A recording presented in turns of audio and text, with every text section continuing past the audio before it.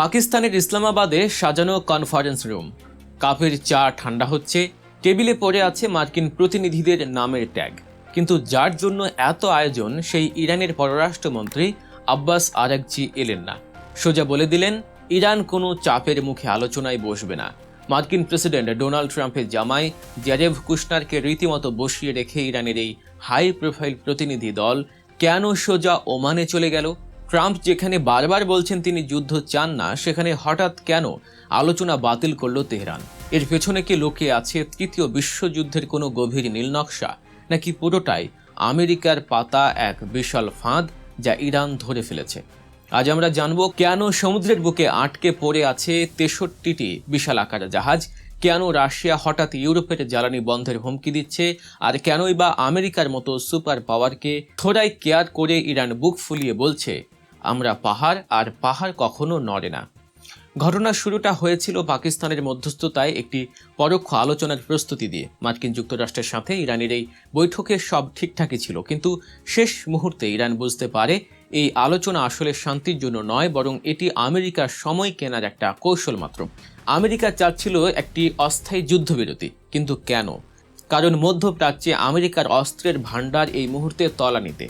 তারা চায় আলোচনার নামে কিছুদিন সময় ক্ষেপণ করে নিজেদের সামরিক প্রস্তুতি আরও মজবুত করতে, নতুন করে সেনা ও অস্ত্র সমাবেশ করতে। ইরানের চোখে এটা স্রেফ একটা প্রতারণা। ইরান সাফ জানিয়ে দিয়েছে তারা যদি যুদ্ধবিরতি চায় তবে সেটা হতে হবে স্থায়ী। সীমিত সময়ের যুদ্ধবিরতি দিয়ে আমেরিকাকে পরবর্তী হামলার প্রস্তুতি নেওয়ার সুযোগ তেহরান কিছুতেই দেবে না। মুখে ডোনাল্ড ট্রাম্প বলছেন আলোচনা বাতিল মানেই যুদ্ধ নয়, কিন্তু বাস্তবে ঘটছে ঠিক উল্টো ঘটনা। মার্কিন সামরিক কমান্ডো বা সেন্ট কমের নির্দেশে ওমান সাগর এবং আরব সাগরে একের পর এক ইরানের তেলবাহী জাহাজ আটকে দিচ্ছে যুক্তরাষ্ট্র। ইউএসএস রাফায়েল পেরাল্টা নামের একটি মার্কিন গাইডেড মিসাইল ডেস্ট্রয়ার কিছুদিন আগেই ইরানের আরেকটি ট্যাঙ্কার আটক করেছে। মুখে শান্তির বুলি আর সাগরে যুদ্ধংদেহী আচরণ। ট্রাম্পের এই দ্বৈত নীতি ইরান খুব ভালো করেই বুঝে গেছে, আর তাই তারাও পাল্টা জবাব দেওয়ার জন্য প্রস্তুত হচ্ছে। তবে সেই জবাব সরাসরি কোনো ময়দানে নয়, বরং এমন এক জায়গায় যেখানে আটকা পড়লে খোদ আমেরিকারও নিঃশ্বাস বন্ধ হয়ে আসবে। সেই জায়গাটির নাম হরমুজ প্রণালী। এই হরমুজ প্রণালী বর্তমান বিশ্বের অর্থনীতির সবচেয়ে বড় শ্বাসরোধকারী পয়েন্ট। পারস্য উপসাগর এবং ওমান সাগরের ঠিক মাঝখানে থাকা এই সরু জলপথটি ইরানের জন্য সবচেয়ে বড় ট্রাম্প কার্ড। বিশ্বের মোট তেল রপ্তানির প্রায় 20% যায় এই হরমুজ প্রণালী দিয়ে। ইরান অত্যন্ত চতুরতার সাথে তাদের যুদ্ধের মূল ক্ষেত্র হিসেবে এই হরমুজ প্রণালীকেই বেছে নিয়েছে, কারণ এই সরু প্রণালীতে আমেরিকার বিশাল বিশাল বিমানবাহী রণতরী বা ডেস্ট্রয়ারগুলো ঢোকা মানেই মৃত্যুর মুখে পতিত হওয়া। এই সরু পথে ইরানের ছোট কিন্তু ভয়ানক গতির স্পিডবোট, ড্রোন, সাবমেরিন এবং অ্যান্টিশিপ মিসাইলগুলো যে কোনো মার্কিন যুদ্ধজাহাজকে নিমিষেই ধ্বংস করে দিতে পারে।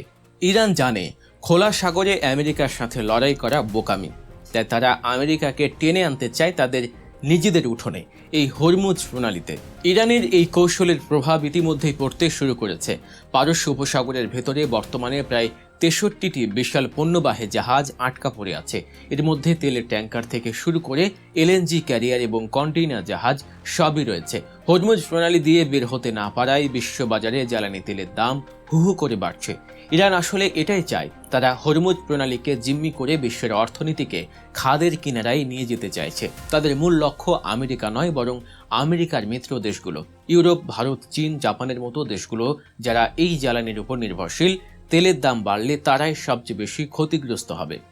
ইরান চায় এই অর্থনৈতিক সংকটে পড়ে ইউরোপের দেশগুলো যেন বাধ্য হয়ে আমেরিকার উপর চাপ প্রয়োগ করে। তারা যেন আমেরিকাকে বাধ্য করে ইরানের উপর থেকে সব নিষেধাজ্ঞা তুলে নিতে এবং হরমুজ খোলার বিনিময়ে ক্ষতিপূরণ দিতে। এটি ইরানের একটি নিখুঁত অর্থনৈতিক যুদ্ধ কৌশল। আর ঠিক এই জায়গাতেই ইরানের সাথে এক হয়ে মাঠে নেমেছে ভ্লাদিমির পুতিনের রাশিয়া। যেন শত্রু শত্রু আমার বন্ধু। মে মাসের 1 তারিখ থেকে রাশিয়া ইউরোপগামী একটি প্রধান জ্বালানি পাইপলাইন বন্ধ করে দেওয়ার চূড়ান্ত প্রস্তুতি নিচ্ছে। কাজাখস্তান থেকে তেল নিয়ে জার্মানি সহ ইউরোপের বিভিন্ন দেশে সরবরাহ করা এই পাইপলাইন দিয়ে বছরে প্রায় 21 লাখ মেট্রিক টন তেল যায়। ইউক্রেন যুদ্ধের পর থেকেই রাশিয়া ইউরোপকে জ্বালানি সংকটে ফেলে শায়েস্তা করার চেষ্টা করছে। এখন রাশিয়া যদি পাইপলাইন বন্ধ করে দেয় আর ওদিকে ইরান যদি হরমুজ প্রণালী আটকে রাখে, তবে ইউরোপের অর্থনীতি আক্ষরিক অর্থেই পঙ্গু হয়ে যাবে। জ্বালানির অভাবে ইউরোপ বাধ্য হবে আমেরিকার সঙ্গ ছেড়ে ইরানের সাথে আপোষ করতে। রাশিয়ার এই পদক্ষেপ ইরানের জন্য এক বিশাল পরোক্ষ বিজয়। আমেরিকা ইরানের জাহাজ আটকাচ্ছে ঠিকই, কিন্তু ইরানও চুপ করে বসে নেই। তারা সমুদ্রে এক শ্যাডো ওয়ার বা ছায়াযুদ্ধ শুরু করেছে। ইরান তাদের জাহাজের গতিপথ পাল্টে ফেলছে, রাতে রাডারে ধরা না পড়ার জন্য ট্র্যাকিং সিস্টেম বন্ধ রাখছে, এমনকি অন্য দেশের নৌবহরের পেছনে লুকিয়ে জাহাজ পার করছে। ইরানের সোজা কথা, তোমরা যত জাহাজ আটকাবে আমরা তত বেশি জাহাজ পাঠাবো। আমেরিকার পক্ষে তো আর পুরো সমুদ্রে প্রতিটি ইঞ্চি পাহারা দেওয়া সম্ভব নয়। এই ইঁদুর বিড়াল খেলায় ইরান মূলত আমেরিকার আন্তর্জাতিক মর্যাদাকে ক্ষুণ্ণ করতে চাইছে। তাহলে আগামী দিনে কি হতে যাচ্ছে? যুদ্ধ কি অনিবার্য? বিশেষজ্ঞরা বলছেন দুই পক্ষই আসলে সরাসরি কোনো বড় যুদ্ধে জড়াতে চায় না। আমেরিকা চায় ছায়াযুদ্ধ আর নৌ অবরোধ দিয়ে ইরানকে ভাতে পানিতে মারতে, কিন্তু ইরান সেই অবরোধের জবাব দিচ্ছে হরমুজ প্রণালী আটকে দিয়ে। ট্রাম্পের সামনে এখন মাত্র দুটি পথ খোলা, হয় ইরানের সব শর্ত মেনে নিয়ে নিষেধাজ্ঞা তুলে নিয়ে আলোচনার টেবিলে ফিরে আসা, আর না হলে সরাসরি হরমুজ প্রণালীতে ঢুকে ইরানের সাথে ধ্বংসাত্মক যুদ্ধে জড়ানো। কিন্তু ইউরোপীয় ইউনিয়ন ইতিমধ্যে জানিয়ে দিয়েছে তারা কোনো যুদ্ধে জড়াতে রাজি নয়। তারা কূটনৈতিক সমাধান চায়। ইউরোপের সমর্থন ছাড়া আমেরিকার একার পক্ষে ইরানের সাথে এই যুদ্ধে জেতা প্রায় অসম্ভব। সব মিলিয়ে পরিস্থিতি এখন বারুদের স্তূপের মতো। তেহরানের রাস্তায় রাস্তায় ঘুরছে খোরামশার 4, সেজিল 2 এবং ফাত্তা 2-র মতো ভয়াবহ সব ব্যালিস্টিক মিসাইল। আকাশে উঠছে শাহেদ ড্রোন। ইরানের সর্বোচ্চ নেতা মুস্তফা আলী খামেনি প্রার্থনায় বসেছেন ঠিকই, কিন্তু সেই প্রার্থনা মাথা নত করার নয়, বরং প্রতিরোধকে আরও মজবুত করার। ইরান সারা বিশ্বকে বুঝিয়ে দিয়েছে আলেকজান্ডার থেকে শুরু করে মঙ্গল কিংবা ব্রিটিশ যারাই পারস্য জয় করতে এসেছে, পারস্য তাদের গিলে খেয়েছে। আমেরিকাও যদি সেই ভুল করে তবে হরমুজের জালেই তাদের কবর রচিত হবে।